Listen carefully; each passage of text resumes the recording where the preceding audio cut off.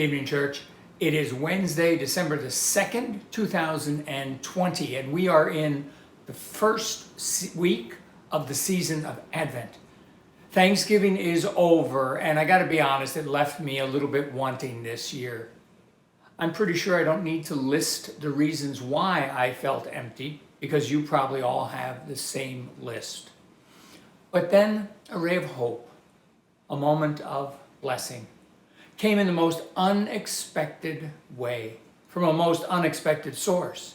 And even then, I really had to look for it. Let me tell you the story. I'm reading the New York Times, and my eye caught a full-page story titled,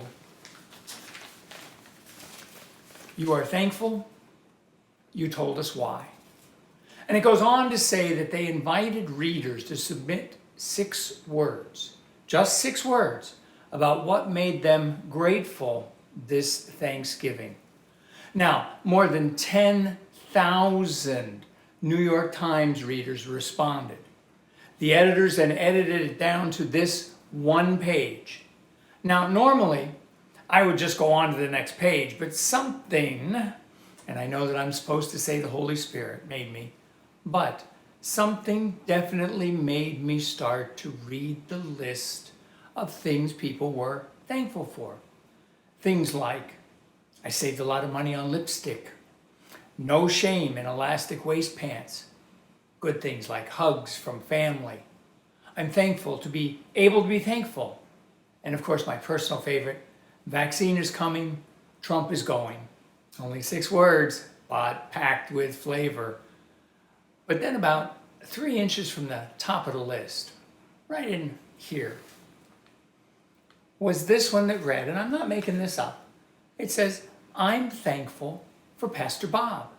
I'm thankful for Pastor Bob. Out of 10,000 responses to the New York Times, there is one that says, "I'm thankful for Pastor Bob."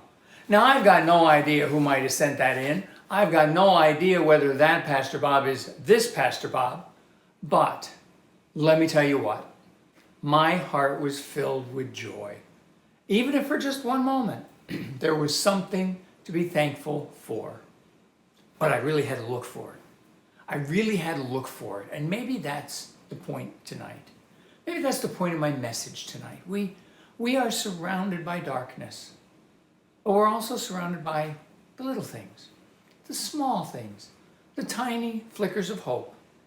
Sometimes you just have to look for it. This Sunday in our gospel reading, we meet John the Baptist. We always meet John the Baptist at this time of year. We know John's story of crying out in the wilderness, but do you know the story of his father, Zechariah? Zechariah had given up looking for God. He'd given up looking for hope. And it took being struck silent by an angelic messenger for him to snap out of it. It took an angel from God to wake him up from his unbelief. And so my question tonight is this: where are you no longer looking for God's hand in your life? In the world? Maybe you should look to your present. Ask your friends to tell you where they notice God's activity. Maybe you could look to your future. Imagine yourself as a child waiting eagerly for Christmas morning. Be like that child and keep talking to God, asking, "Is it Christmas yet?" Look even to the past. See what God's done in your life.